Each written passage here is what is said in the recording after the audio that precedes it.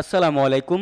আন্তর্জাতিক বাংলা সংবাদে আপনাকে স্বাগতম। প্রথমে জানিয়ে দেব আমাদের হাতে থাকা সর্বশেষ আন্তর্জাতিক সংবাদ শিরোনামের প্রথমে থাকছে মধ্যপ্রাচ্যে সেনা পাঠানোর ঘোষণা যুক্তরাষ্ট্রের। অন্যদিকে ব্যর্থ হয়েছে রুশ পরমাণু ক্ষেপণাস্ত্র পরীক্ষা। এদিকে তুরস্কে 5 দিনে গ্রেপ্তার 4,466 জন। আবারও জাতিসংঘের ভাষণে পশ্চিমাদের যে সতর্কবার্তা দিলেন এরদোগান। আরও জানিয়ে দেব জম্মু কাশ্মীরে দ্বিতীয় দফায় ভোট গ্রহণ চলছে। সর্বশেষ জানিয়ে দেব মধ্যপ্রাচ্যের সবচেয়ে শক্তিশালী আধা সামরিক বাহিনী হিজবুল্লাহ। এতক্ষণ শুনছিলেন সংবাদ শিরোনাম, এবার বিস্তারিত। তার আগে আমাদের ভিডিওটি ভালো লেগে থাকলে লাইক, কমেন্ট এবং সাবস্ক্রাইব করবেন এবং কে কোথা থেকে দেখছেন কমেন্ট করে জানিয়ে দিবেন। মধ্যপ্রাচ্যে সেনা পাঠানোর ঘোষণা যুক্তরাষ্ট্রের। ইসরায়েল ও লেবাননের পাল্টাপাল্টি হামলায় আবার উত্তপ্ত হয়ে উঠেছে মধ্যপ্রাচ্য। গাজায় ফিলিস্তিনের স্বাধীনতাকামী যোদ্ধাদের সঙ্গে যুদ্ধের মাধ্যমেই এবার লেবাননে হামলা চালাচ্ছে ইসরায়েল। এতে প্রায় পুরো অঞ্চলেই সেই যুদ্ধের আজ ছড়িয়ে পড়ার সংখ্যা তৈরি হয়েছে। এমন পরিস্থিতিতে মধ্যপ্রাচ্যে আরও সেনা পাঠানোর ঘোষণা দিয়েছে যুক্তরাষ্ট্র। পেন্টাগনের প্রেস সচিব মেজর জেনারেল প্যাট্রিক রাইডার সোমবার 23 সেপ্টেম্বর ওই তথ্য জানিয়েছে। সেনা পাঠানোর কথা জানালেও ঠিক তাদের সংখ্যা কত হবে বা তাদের কাজ কি হবে এ বিষয়ে বিস্তারিত কিছু বলেননি তিনি। মধ্যপ্রাচ্যে বর্তমানে প্রায় 40,000 মার্কিন সেনা রয়েছেন। তিনি বলেন, মধ্যপ্রাচ্যে উত্তেজনা বৃদ্ধি পাওয়ায় এবং সতর্কতার অংশ হিসেবে আমরা আরও অল্প পরিমাণ মার্কিন সামরিক কর্মকর্তা পাঠাচ্ছি, তবে অপারেশনাল নিরাপত্তার বিবেচনায় তাদের বিষয়ে বিস্তারিত জানানো সম্ভব না। এদিকে ভূমধ্যসাগরের উদ্দেশ্যে ভার্জিনিয়া ছেড়েছে এয়ারক্রাফট ক্যারিয়ার ইউএসএস ট্রুম্যান, দুটি ডেট্রাল ও একটি ক্রুজার। ওমান উপসাগরের আগে থেকেই মোতায়েন রয়েছে aircraft carrier USS Abraham Lincoln. এখন ইউএসএস ট্রামনও ওই অঞ্চলে গেলে আরও সহিংসতা বৃদ্ধি পেলে দ্রুত পদক্ষেপ নিতে পারবে যুক্তরাষ্ট্র। চলতি সপ্তাহে হঠাৎ করেই ইসরায়েল ও লেবাননের মধ্যে উত্তেজনা বৃদ্ধি পায়। ইসরায়েলের সেনাবাহিনী লেবাননের অন্তত 1600 লক্ষ্যবস্তুতে হামলা চালিয়েছে। সোমবার চালানো এসব হামলায় 35 শিশুসহ প্রায় 500 ব্যক্তি নিহত হয়েছেন। ব্যর্থ হয়েছে রুশ পরমাণু ক্ষেপণাস্ত্র পরীক্ষা। বর্তমান উত্তপ্ত রাজনৈতিক পরিস্থিতিতে নিজেদের পরমাণু অস্ত্র নিয়ে বেশ সচেতন দুই পরাশক্তি যুক্তরাষ্ট্র ও রাশিয়া। এর মধ্যেই উভয় পক্ষ নিজেদের মধ্যে স্বাক্ষরিক পরমাণু চুক্তি থেকে বেরিয়ে এসেছে। এমনকি চলমান ইউক্রেন যুদ্ধকে কেন্দ্র করে একের পর এক পরমাণু হামলার হুঁশিয়ারি দিয়েছে মস্কো। তবে প্রবাদ আছে, যত গর্জে তত বর্ষে না। তেমনকি পরমাণু হামলার হুমকি দেওয়া হলেও পরমাণু অস্ত্রবাহী ক্ষেপণাস্ত্র নির্মাণে রুশ বিজ্ঞানীদের ব্যর্থতার গল্প রয়েছে। সম্প্রতি তেমনি এক ব্যর্থতার গল্প বেরিয়ে এসেছে। বার্তা সংস্থা রয়টার্সের এক প্রতিবেদনে বলা হয়, সম্প্রতি রাশিয়া নিজেদের সারমাত ক্ষেপণাস্ত্র পরীক্ষায় ভয়াবহ বিপর্যয়ের সম্মুখীন হয়েছেন। নিজেদের পরমাণু অস্ত্রভাণ্ডার সমৃদ্ধকরণ প্রকল্পের অংশ হিসেবে এই ক্ষেপণাস্ত্র তৈরি করেছিল মস্কো। ক্ষেপণাস্ত্রটির উৎক্ষেপণ কেন্দ্রের স্যাটেলাইট ছবি বিশ্লেষণ করে রুশ বাহিনীর ব্যর্থতার একটি চিত্র ফুটে উঠেছে। স্যাটেলাইট চিত্রটি যুক্তরাষ্ট্রের মাস্কার টেকনোলজিসের দ্বারা ধারণকৃত, যা গত 21 সেপ্টেম্বর নেওয়া হয়েছে। এতে দেখা যায় উত্তর রাশিয়ার প্লেস্টক কসমোড্রামে উৎক্ষেপণ কেন্দ্র 200 ফুট চওড়া একটি গর্ত দেখা যায়, যা সেপ্টেম্বরের শুরুতে তোলা ছবিগুলোতে দেখা যায়নি। এটি মূলত একটি আন্তঃমহাদেশীয় ব্যালিস্টিক ক্ষেপণাস্ত্র, যা যুক্তরাষ্ট্র ও ইউরোপের লক্ষ্যবস্তুতে আঘাত আনার জন্য নকশা করা হয়েছে। তবে পরীক্ষা সংক্রান্ত জটিলতার কারণে ক্ষেপণাস্ত্রটির উন্নয়ন বিলম্ব হচ্ছিল। রাশিয়ান পারমাণবিক বাহিনী প্রকল্প পরিচালনার সঙ্গে যুক্ত বিশ্লেষক পাবেল পডগিভ জানান, সবগুলো ইঙ্গিত পর্যবেক্ষণ করে বলা যায় এটা একটা পূর্ণ ব্যর্থ পরীক্ষা ছিল। সেখানে ক্ষেপণাস্ত্র ও উৎক্ষেপণ সাইলোতে বড় ধরনের দুর্ঘটনা ঘটেছে। লন্ডনের ন্যাশনাল ইনস্টিটিউট ফর ট্রানজিটিক স্টাডিজের গবেষণা সহযোগী টিমোথি রাইট জানান, ক্ষেপণাস্ত্র উৎক্ষেপণ সাইলোর আশপাশের এলাকা ধ্বংস হয় এটি উৎক্ষেপণের পরপরই ব্যর্থতার ইঙ্গিত দেয়। হতে পারে এটি উৎক্ষেপণের সময় সক্রিয় হতে ব্যর্থ হয়েছে, অথবা এতে বড় ধরনের প্রযুক্তিগত ত্রুটি রয়েছে। 115 ফুট লম্বা সারমাত ক্ষেপণাস্ত্রটি পশ্চিমা বাহিনীর কাছে শয়তান 2 নামেও পরিচিত।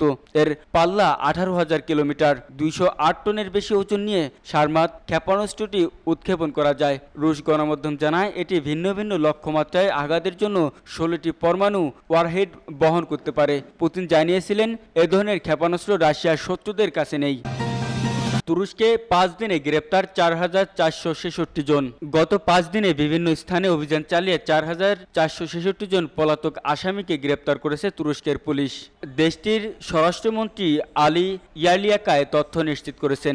এক এক্স পোস্টে ইয়ারলিয়াকা বলেছেন, রাস্তায় তল্লাশি, বাড়ি ও কর্মস্থলে অভিযান এবং পরিচয় যাচাইকালে এসব ব্যক্তিকে আটক করা হয়। তিনি জানান, গ্রেপ্তারদের মধ্যে 4,436 জন 5 বছর, 19 জন 5 থেকে 10 বছর এবং 11 জন 10 বছরের বেশি সময় ধরে পলাতক ছিলেন। আটকদের মধ্যে 718 জন মাদক, 691 জন চুরি, 434 জন চোরাচালান ও সংগঠিত অপরাধ, 383 জন প্রতারণা, 159 জন লুটপাট, 116 জন যৌন অপরাধ, 85 জন সন্ত্রাসবাদী এবং 79 জনের বিরুদ্ধে হত্যার অভিযোগ রয়েছে। পুলিশ, সশস্ত্র বাহিনী ও কোস্ট গার্ডের বিভিন্ন অভিযানের ফলে এসব অপরাধী গ্রেপ্তার করা সম্ভব হয়েছে বলে জানান তিনি। জাতিসংঘের ভাষণে পশ্চিমাদের যে সতর্কবার্তা দিলেন এরদোগান। গাজা উপত্যকা নিয়ে নিষ্ক্রিয় ভূমিকা পালনের জন্য পশ্চিমা ও জাতিসংঘের কড়া সমালোচনা করেছেন তুরস্কের প্রেসিডেন্ট রিসেপ তাইপ এরদোগান। একই সঙ্গে ইসরায়েলের বিরুদ্ধে ফিলিস্তিনি গাজায় শিশু ও নারীদের জন্য বিশ্বের সবচেয়ে বড় কবরস্থানে পরিণত করার অভিযোগ তুলেছেন তিনি। নিউ ইয়র্কে জাতিসংঘের সাধারণ পরিষদে ভাষণ দেওয়ার সময় তিনি এসব কথা বলেন। খবর আল জাজিরার। এরদোগান বলেন, গাজায় শুধু শিশুরাই মারা যাচ্ছে না, মরছে জাতিগত ব্যবস্থা। পশ্চিমারা যে মূল্যবোধগুলোর কথা বলছে সেগুলো মারা যাচ্ছে, সত্য মরছে এবং আরও ন্যায়পরণতায় একটি বিশ্বে মানবতার বেঁচে থাকার আশা একের পর এক মারা যাচ্ছে। তিনি বলেন, আমি এখানে সরাসরি আপনাদের জিজ্ঞেস করছি, গাজা ও অধিকৃত পশ্চিম তীরে যারা আছে তারা কি মানুষ নয়? ফিলিস্তিনের শিশুদের কি কোনো অধিকার নেই?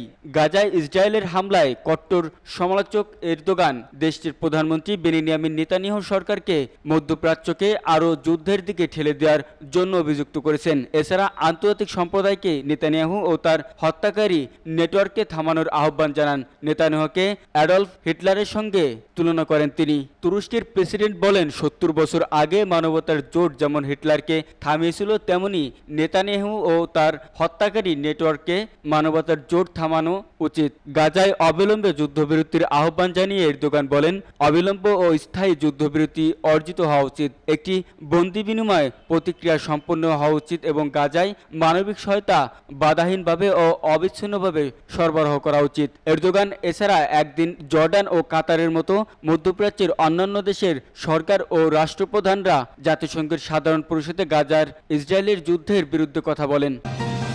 জম্মু কাশ্মীরের দ্বিতীয় দফায় ভোট গ্রহণ চলছে। ভারতের জম্মু ও কাশ্মীরে বিধানসভা নির্বাচনের দ্বিতীয় দফায় ভোট গ্রহণ শুরু হয়েছে। দীর্ঘ 1 দশক পর প্রথমবারের মতো নির্বাচনে ভোট দিচ্ছেন এই অঞ্চলের বাসিন্দারা। বুধবার 25 সেপ্টেম্বর স্থানীয় সময় সকাল 7টায় ভোট গ্রহণ শুরু হয়েছে, যা চলবে বিকাল 6টা পর্যন্ত। আজকের দ্বিতীয় দফায় নির্বাচনে 6টি জেলার 26টি আসনে ভোট গ্রহণ হবে, যার বেশিরভাগই বিচ্ছিন্নবাদী অধ্যুষিত এলাকা। আসনগুলো হলো কাঙ্গন, এসটি, গান্ডারবাল, হরজতবাল, খানিয়ার, হাব্বাকাদল, লালচক, চন্নাপুরা, জাদিবাল, ঈদগাহ, সেন্ট্রাল সালতেং, বুদগাম, বিয়ারহা, খান সাহেব, চরি শরীফ, চাদুরা, গোলাপগড়, রিয়াসী, শ্রীমাতা বৈশীদেবী, কালাকোট, সুন্দরবানী, নওশেরা, রাজৌরি, বুধল, থান্নামান্ডি, সুরনকোট, পুঞ্জ, হ্যাভেলি এবং মেন্ধার। প্রায় 26 লাখ ভোটার আজ 239 প্রার্থীর ভাগ্য নির্ধারণ করবে। আর আজ যে 26 আসনে ভোট হচ্ছে তার মধ্যে 15টি কাশ্মীরে। মূলত 1 দশক পরে জম্মু ও কাশ্মীরে আবারও বিধানসভা ভোট হচ্ছে, তবে 2014 সালের মতো পূর্ণ রাজ্য হিসেবে নয়। ভারতীয় সংবিধানের 370 ধারা বাতিলের ফলে বিশেষ মর্যাদা হারানোর পাশাপাশি রাজ্যের তকমাও হারিয়েছে জম্মু ও কাশ্মীর। ক্ষমতাসীন বিজেপি বরাবরই বিরোধীদের সমালোচনা করে বলছে, যতই চেষ্টা করা হোক 370 ধারা আর কোনোদিন ফেরানো যাবে না। এবার জম্মু ও কাশ্মীরে 3 দফায় ভোট গ্রহণ হচ্ছে। 90টি বিধানসভা আসনের মধ্যে 18 সেপ্টেম্বর প্রথম দফায় 24টি আসনে ভোট গ্রহণ হয়। আজ দ্বিতীয় দফায় 26 আসনে ভোট গ্রহণ হচ্ছে এবং এরপর আগামী 1 অক্টোবর তৃতীয় তথা শেষ দফায় 40 আসনে ভোট গ্রহণ হবে। মধ্যপ্রাচ্যের সবচেয়ে শক্তিশালী আধাসামরিক বাহিনী হিজবুল্লাহ প্রায় 1 বছর ধরে গুলি বিনিময়ের পর ইসরায়েল এবং লেবানন হিজবুল্লাহর গ্রুপ এখন এক ভয়ানক সংঘাতে লিপ্ত, যা পূর্ণ যুদ্ধে পরিণত হবার আশঙ্কা সৃষ্টি করেছে। ইসরায়েলের জন্য গাজার হামাসের চেয়ে হিজবুল্লাহ অনেক বেশি শক্তিশালী প্রতিপক্ষ।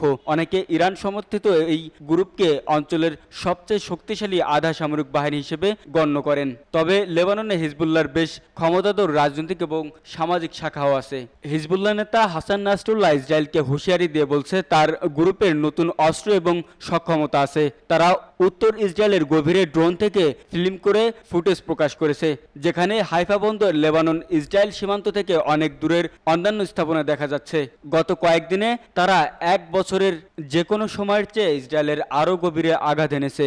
লেবাননের গৃহযুদ্ধ চলাকালে 1982 সালে হিজবুল্লাহ প্রতিষ্ঠা হয়েছিল এবং তার প্রাথমিক লক্ষ্য ছিল দক্ষিণ লেবাননে ইসরায়েলের দখলদারিত্ব অবসান ঘটানো। নিজ নিজ অবস্থান থেকে দীর্ঘ যুদ্ধের পর হিজবুল্লাহ 2000 সালে তাদের লক্ষ্য অর্জন করে, যখন তারা ইসরায়েলকে সরে যেতে বাধ্য করে। কিন্তু তারপর হিজবুল্লাহ ইসরায়েলকে ধ্বংস করার লক্ষ্য নিয়ে লড়াই চালিয়ে গেছে। শিয়া মুসলমানদের সংগঠন হিজবুল্লাহ ইরান সমর্থিত গ্রুপ এবং সরকারের অংশ, যারা অ্যাক্সিস অফ রেসিস্ট্যান্স বা প্রতিরোধ চক্র বলে পরিচিত। হিজবুল্লাহ ছিল প্রথম গ্রুপ যাদের ইরান সমর্থন করে এবং তাদের রাজনৈতিক ইসলাম প্রচারের জন্য ব্যবহার করে। হিজবুল্লাহ শুধু সশস্ত্র গ্রুপ নয়, তারা একটি রাজনৈতিক দল। লেবাননের সংসদে তাদের আইন প্রণেতা আছে এবং কয়েক দশক ধরে দেশের বিভিন্ন সরকারের তাদের প্রতিনিধি ছিল। তাদের বিস্তীর্ণ সমাজসেবামূলক কর্মকাণ্ড রয়েছে। দক্ষিণ লেবানন এবং দেশের অন্যান্য অঞ্চলে তারা স্কুল এবং স্বাস্থ্যসেবা কেন্দ্র পরিচালনা করে। সেসব এলাকায় তাদের শক্তিশালী উপস্থিতি আছে। কিন্তু লেবাননে বিরোধীদের অনেক সমালোচনার সম্মুখীন হন নাসরুল্লাহ, বিশেষ করে যারা অভিযোগ করেন তিনি দেশের ভাগ্য ইরানের সাথে জুড়ে দিয়েছেন। নাসরুল্লাহকে বাস্তববাদী বলে গণ্য করা হয়, যিনি রাজনৈতিকভাবে আপোষ করতে সক্ষম। ইসরায়েল তাকে হত্যা করতে পারে এই আশঙ্কায় তিনি বহু বছর ধরে লুকিয়ে জীবনযাপন করছে এবং তার ভাষণ অজ্ঞাত স্থান থেকে রেকর্ড করে প্রচার করা হয়।